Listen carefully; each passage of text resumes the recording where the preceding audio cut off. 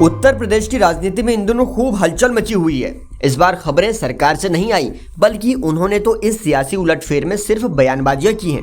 असल में एक जमाने में अपना सिक्का जमाने वाली उत्तर प्रदेश की सीएम रह चुकी मायावती अपनी राजनीतिक जमीन तो गंवा चुकी हैं, लेकिन जब बात पार्टी के भविष्य की आती है तो उन्होंने पहले तो अपने भतीजे आकाश आनंद को जिम्मेदारी सौंपी और फिर उनसे जिम्मेदारी लेने और देने का सिलसिला एक खेल की तरह चलता रहा। पिछले कुछ दिनों से Mayawati social media platform x पर पार्टी की जिम्मेदारी को लेकर लिख रही थी और निशाने पर थे उनके भतीजे आकाश आनंद, लेकिन अचानक से उन्होंने भतीजे को ही बसपा से निष्कासित कर दिया। तभी से बसपा के भविष्य के बारे में एक सवाल फिर से उठने लगा है।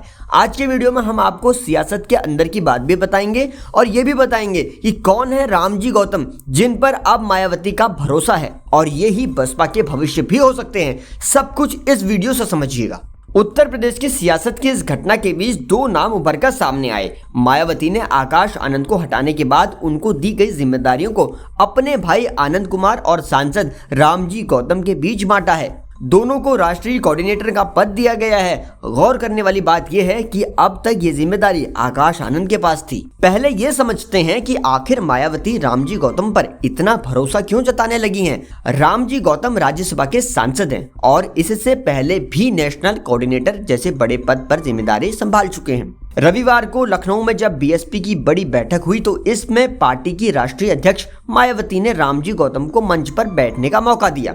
उन्हें पार्टी के राष्ट्रीय महासचिव सतीश मिश्रा के बगल वाली सीट पर बैठाया गया। इसके बाद से ही वहां मौजूद बसपा कार्यकर्ताओं के बीच चर्चाएं शुरू हुई। मायावती पार्टी के संगठन में कोई बड़ा बदलाव कर सकती हैं।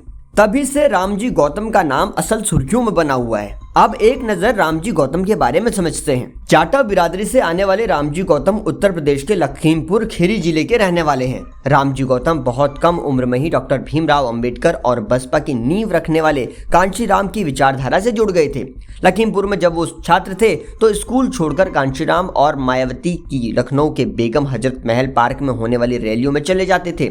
कम उम्र में ही वो लखीमपुर में अंबेडकर की जयंती के दौरान निकलने वाले जुलूसों में भी शामिल होने लगे थे। साल 1990 में बसपा में शामिल हुए रामजी गौतम और 3 साल के अंदर ही उन्हें बूथ अध्यक्ष की जिम्मेदारी सौंपी गई। इसके बाद उन्होंने लखीमपुर में पार्टी के सेक्टर लेवल के अध्यक्ष और विधानसभा क्षेत्र के महासचिव की जिम्मेदारी संभाली। रामजी गौतम इसके बाद केमिकल इंजीनियरिंग के लिए स्नातक की पढ़ाई करने के लिए बाहर चले गए और उन्होंने मार्केटिंग और प्रोडक्शन में MBA की डिग्री हासिल की। रामजी गौतम ने पढ़ाई पूरी करने के बाद शुरुआती सालों में एक पॉलिटेक्निक इंस्टीट्यूट में गेस्ट टीचर के रूप में भी काम किया। बाद में रिलायंस ग्रुप में नौकरी करने लगे। इस दौरान वो पंजाब भी गए, जहां उन्होंने मानसा जिले में बसपा का झंडा उठाया। रामजी गौतम ने साल 2011 तक मन बना लिया था कि अब वो फुल टाइम राजनीति करेंगे, इसलिए उन्होंने टेलीकॉम सेक्टर की नौकरी से इस्तीफा दे दिया।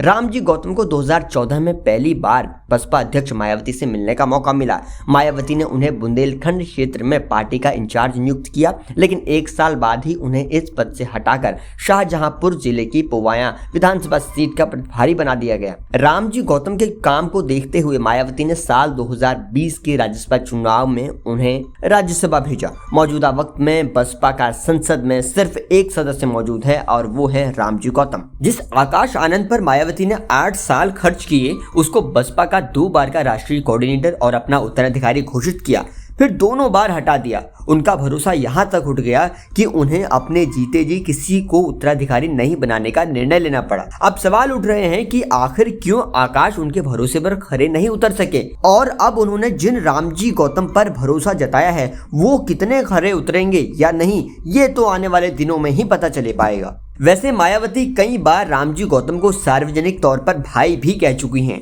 वो उन्हें भाई जैसा मानती हैं। ऐसे में उन्हें बसपा का राष्ट्रीय कोऑर्डिनेटर बनाए जाने को काफी महत्वपूर्ण माना जा रहा है। बसपा प्रमुख मायावती को अपने भतीजे आकाश पर भले ही भरोसा न हो, लेकिन अपने भाई आनंद कुमार पर पूरा भरोसा है।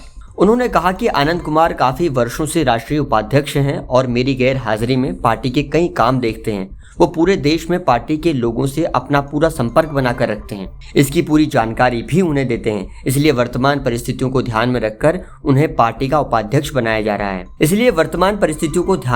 इनको पार्टी उपाध्यक्ष बना रहने के साथ नेशनल कोऑर्डिनेटर का पद भी दिया जा रहा है। रामजी गौतम के बारे में मायावती पहले ही भरोसा दिखाती आई हैं। यही वजह है कि पिछले कुछ चुनाव में जैसे दिल्ली, राजस्थान, मध्य प्रदेश, छत्तीसगढ़, तेलंगाना, आंध्र प्रदेश, बिहार, झारखंड और उत्तराखंड जैसे कई राज्यों में उनको इंचार्ज बनाया गया था। फिलहाल बसपा ना तो इस लोकसभा चुनाव में कुछ कर पाई है, न यूपी उपचुनाव में, और भी बसपा अपनी राजनीतिक जमीन लगभग खोती जा रही है। इधर कुछ जानकारों का मानना है कि मायावती ने खुद अपनी पार्टी को गर्त में डाला है। पिछले दिनों राहुल गांधी भी बहन जी की नीयत पर सवाल उठा चुके हैं। मायावती लगातार सोशल मीडिया एक्स पर लिखती रहती हैं। बसपा के इस सियासी उलटफेर पर आप क्या कहते हैं? कमेंट सेक्शन में लिखकर बताइएगा। देश की राजनीति के हालात पर हमारी नजर बनी हुई है, बस आप जुड़े रहिए जनसत्ता के साथ।